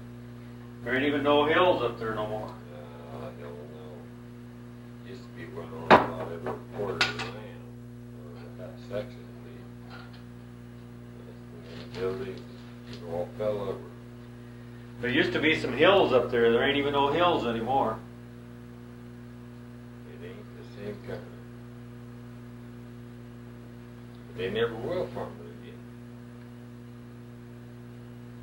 Well, why should they? Because they've got better farmland and better places, and that's where they're farming, the best places around. And I don't know what's going to happen after a while. Probably won't be, instead of selling food to foreign countries, probably shipping it in. Yeah, but that's what I said. That if you drive up there now, them great big hills are even gone. They ain't even there. Well, they're really farming it by running cattle at it. Yeah, but I said the land. There ain't no big steep hills no more. They're all flattened out. I know. Yeah, they ain't as big as they used to be. There ain't even no canyons. Canyons are gone. I can't believe it. It's just like the whole earth settled or something. Well, I think it did. They pumped the water out from under it, and then the land will sink. That water holds it up under there, and you know damn right, there ain't nothing down there that's going to settle. Well, yeah, but the canyons had settled too. The what? The canyons should have settled too. It should have still been the same. Well, I know that there's hills up there. Me and us kids just ride scoop shoveling stuff down.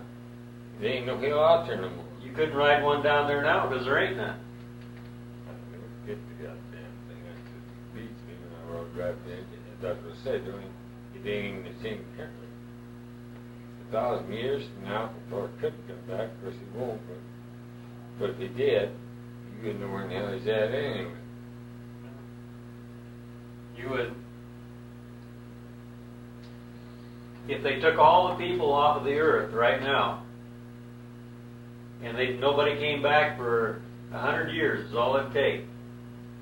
And then they came back in 100 years from now, there wouldn't be, all this stuff would be flattened, there would be nothing left. They'd have to start all over. If my dad ain't been dead 100 years, you know. Hell no. But if he came back this afternoon and he took him a ride up to the car, he wouldn't think he's in Nebraska anymore. He wouldn't believe you, no goddamn way. He wouldn't know damn well I went to a home place. In the first place, if he came back now and saw all the stuff that they got, well, he'd just... It would be more fun to get him in an airplane and have him take him, a helicopter. He'd have a hell of a time getting him into it. If he saw that television set, he wouldn't know what to do. Well, no, nobody else would either at that time. It was right there, they didn't know what the hell to do.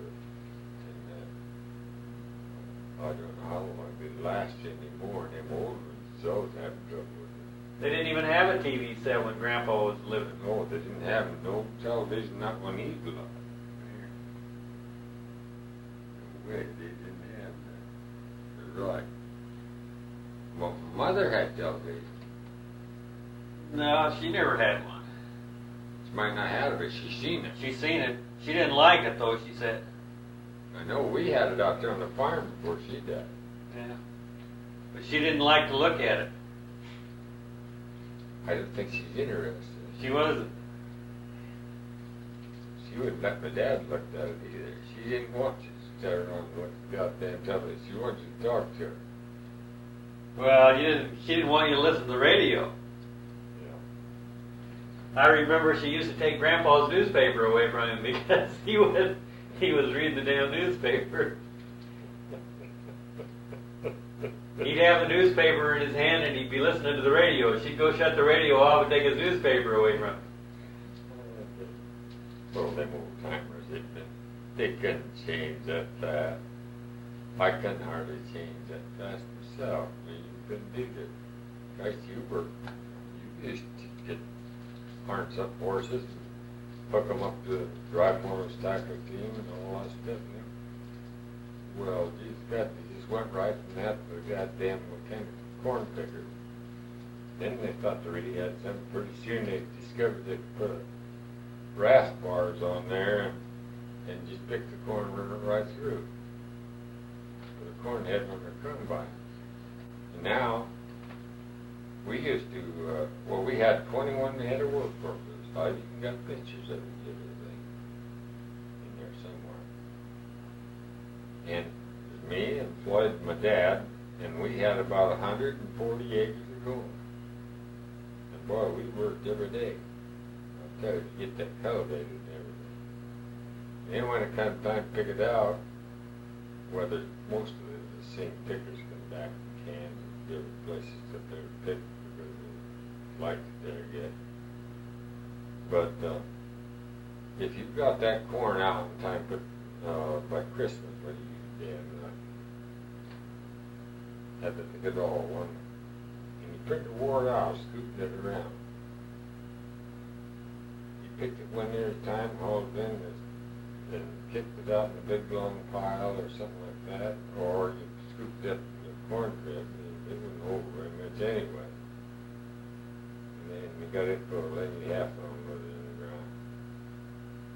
Then we'd have to shell. We shell that corn, and we had plenty of granary room for it, I know that, most of the time. But then you put it in the building somewhere. But that was, just think how much labor that was doing all that. Then, there was no way of getting to town unless you hauled in a team wagon. 50 bushel load. What take it? You just got to take you all winter and haul what you raised that summer. Towns is going to sell it that way. We never, my dad even bought one. We didn't haul, but we hauled wheat and all that stuff had to go down. We feed that. The oats, we put in 40 acres of oats. That was our, just seemed their gas and has feed to the horse in the summertime. And they put a lot of hay. We didn't have to buy gas and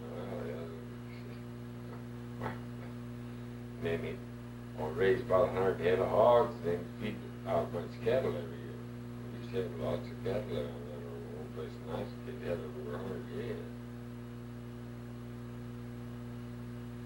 Run them on that place and a quarter south and then over there down on the creek pasture.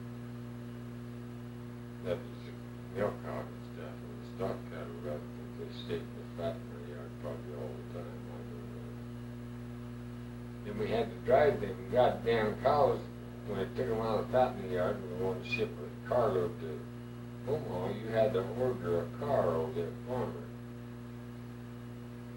So to be there when you got there. And you knew about how many cattle you get in the car.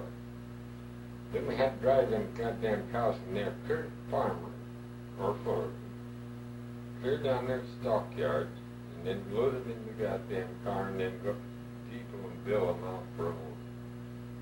Stockyards no more in Chicago when they had been shipped.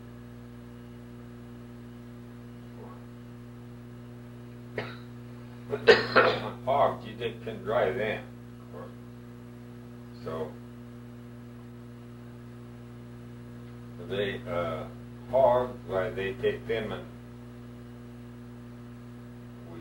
all the neighbors, some guy's going to ship hogs, well, you probably have 100 head, so that'd be a couple carloads to that. And not one carload, maybe, but you have double deck.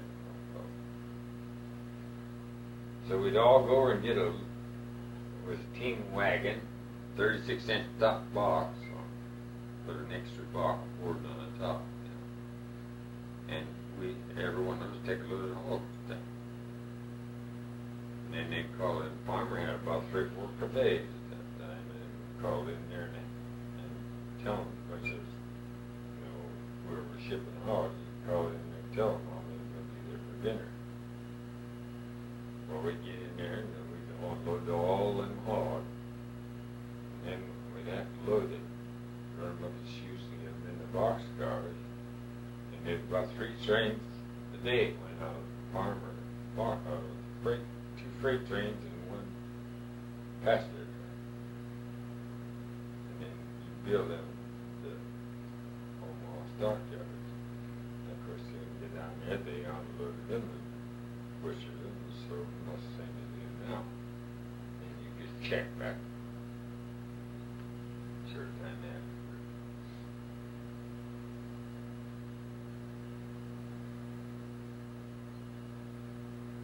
But my God, it's labor that was to that. When they had to have hired men besides me employed. And they always had an extra hard man around.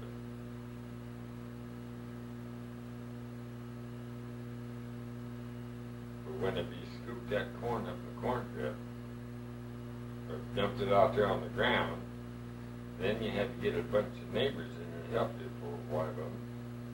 It was cop horse and scoop shovel. And scoop that damn thing all through an old 4-hole corn sheller. They didn't even have a cylinder corn shellers at that time. They finally has come out with them Jackson married Liddy Midbury. He's the first who ever had one of that.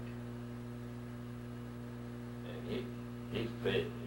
He'd shot 5,000 bushels a day to get away from the goddamn grain. Well, how the hell are you going to scoop it that fast in the grain? So we didn't even try to move. They all hired him anyway, but they just dumped it right on the ground, like you do yet. They do that corn. They found out you could dump it on the grade of the spoiler, just a little on the ground, you know, it's winter time. That didn't hurt it. Besides, we feed it all up. And then if we wanted to grind corn, well, we hooked a team of horses onto a long pole run out there and doubled it on it and had a long stick up here. 10, 12 feet long. And them horses walk around and around over horsepower. And it had a shaft that runs to the grinder over there, and the horse had to step over that every time you come to it.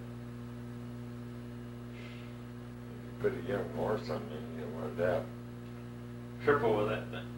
he didn't want to go over it.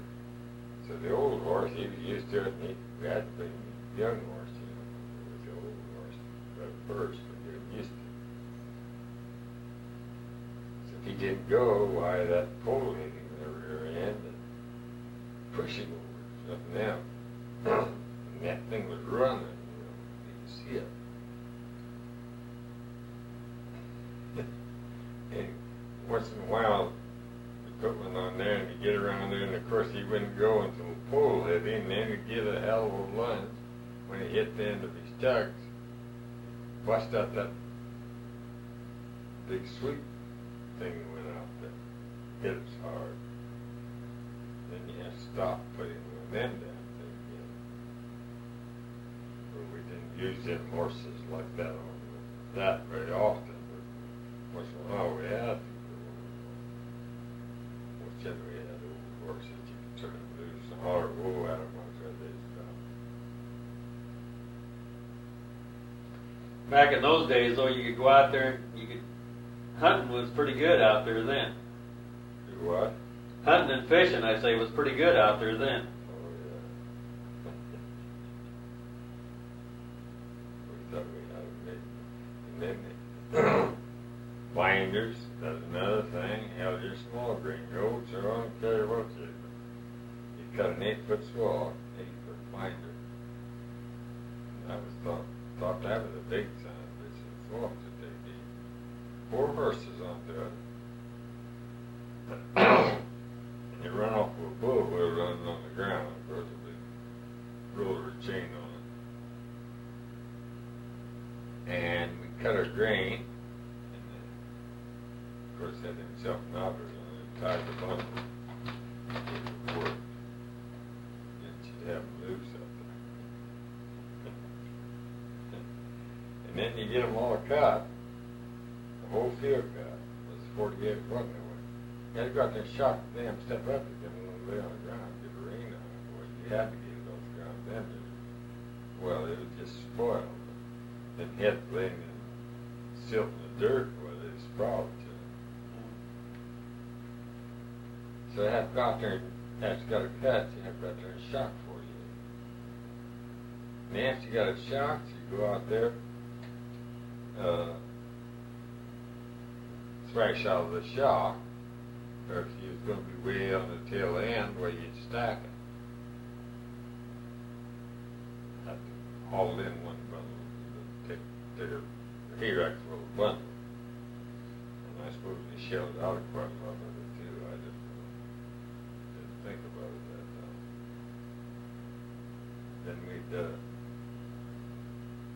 Then you start in on the, you can probably remember when I used to go on this ration ring up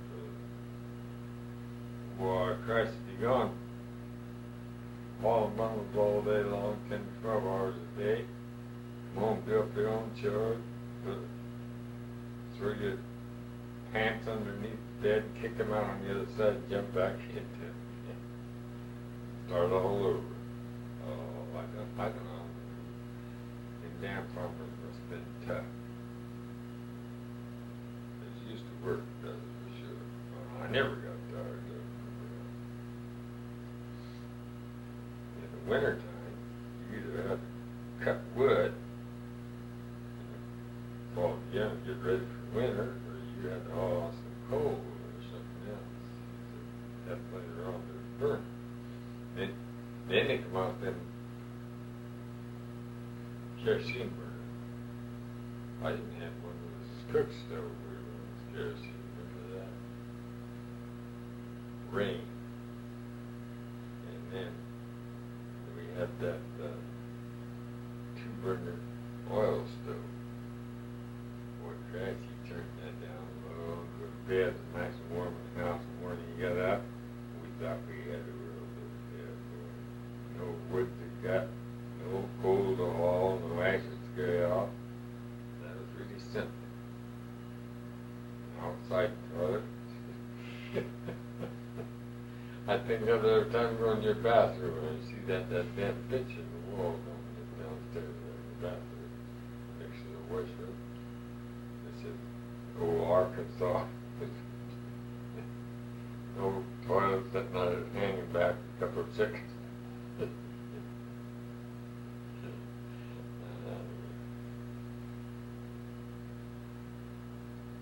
can't believe I'll see. Then they come out with the tractors, farm mowers, and the regulars, and the F-20. Damn, them would be tractors, pulling anything, but with the plow with them anything.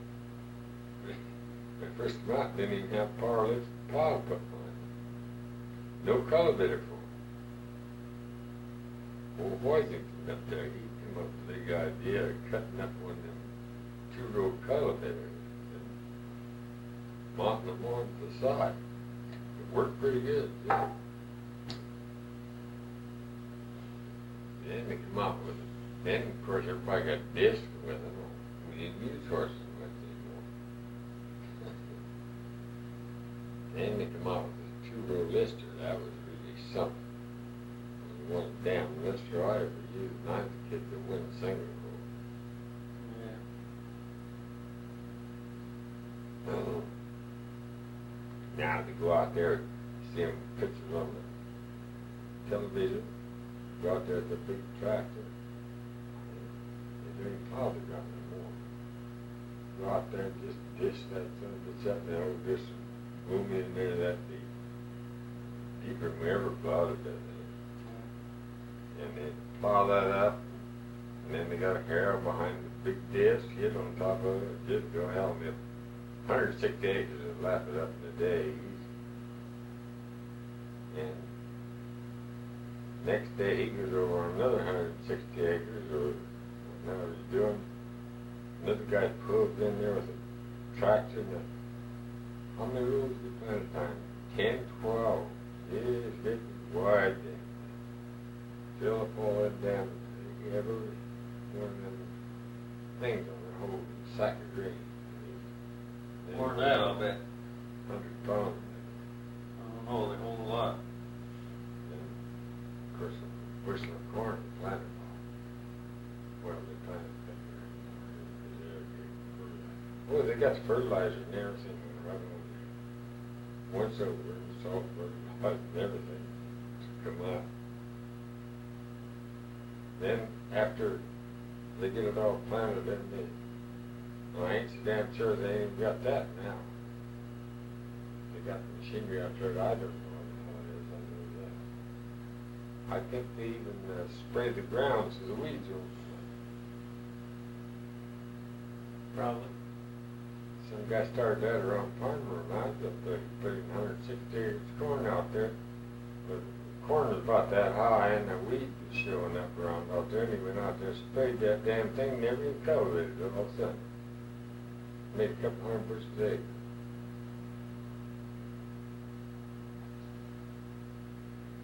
I can't believe it, Alabama's saying, although, you know, that's what broke them. It's too easy to farm big, and of course they all try to farm big. By the time you buy one of them tractors, you get $50,000 for it, and I expect it to cost you that much. And then another $50,000, $60,000 worth of damn machinery behind it. That'd be easy to spend that much behind it. DS and all that stuff. And you know what I knew? Diesel, when the big John Deere combine cost today?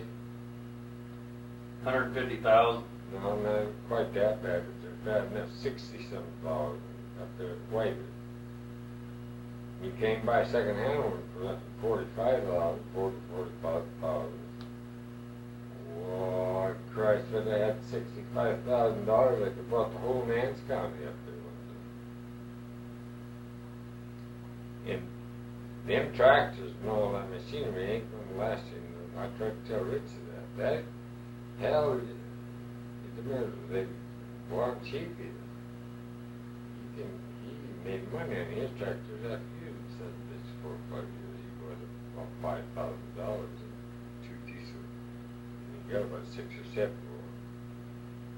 And you know, I don't know if there's anywhere else them either. But some of that machinery wear off. You get, so you've got $150,000, $200,000 wrapped up in that damn, and you're farming a section. Because you're farming 1,000 acres.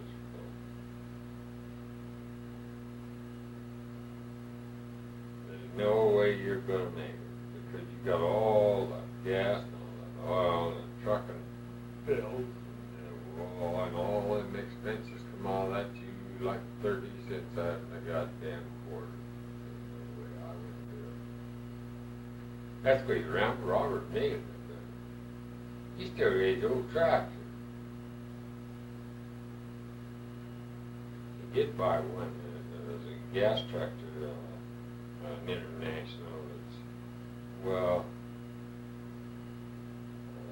it's bigger than the M's was, but it wasn't no diesel or no great big one.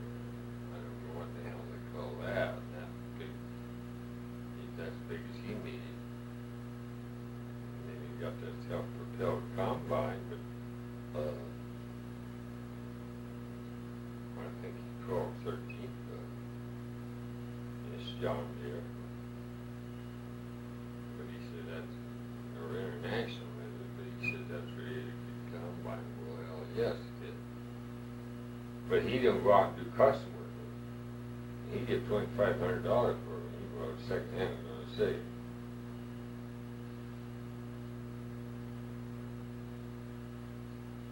He can still use his own old combiner and everything.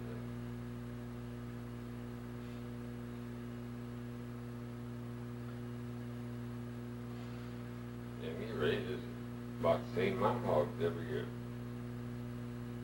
And he got, I think he had 30 cattle, but he rented his pasture up north out this year. He can rent the cattle, about 20, I think.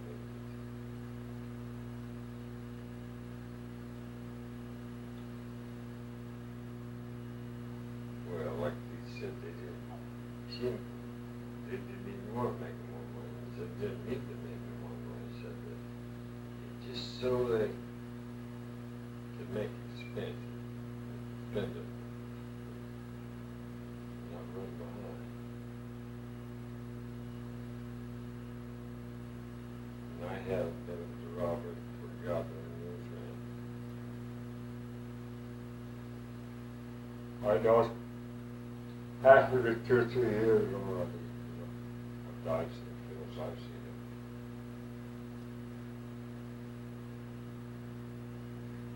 it. I haven't seen him either. might come down this summer or this fall when Dan gets married. We might come down there.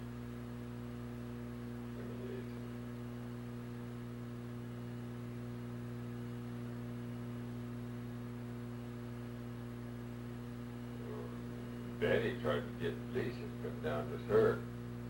She said, you can't get, she said, oh yeah, she said she'd come along, but she said she worried about Robert up there himself, he might need some help. So she couldn't leave it.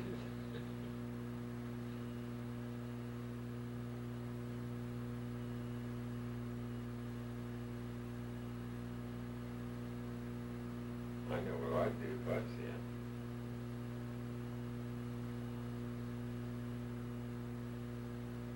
But sell them my goddamn machinery and everything else, and I'd rent that land out, nobody would want to rent it, just pasture.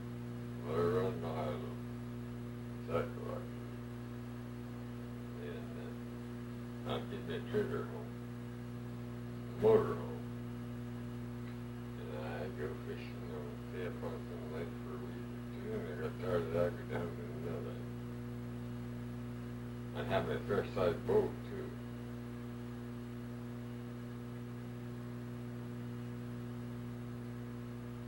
If I run behind, that'd be all right too.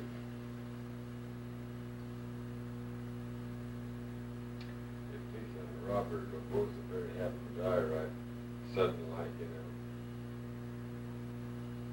heck dragging that Ron into, they run through with that in a year. Oh, They'd spend it. huh? They'd spend it. You're damn right to it. Ron, when he's in the Army, first time running around that gal down here in Topeka, she had 3 kids. And, so he wanted to buy a house down here in Topeka. And so he went up, Lisa Roberts told me about it. And so he came up there and brought her up there too. She was up there with the kids over the weekend. She'd like to buy that house down there. He said, didn't buy it, he didn't have no money for the down payment. But he said he didn't really need no down payment. He said, they said they'd sell it to him if Lisa and him had signed the note, or signed the, well, Jesus Christ, Robert says, I don't want to buy no house.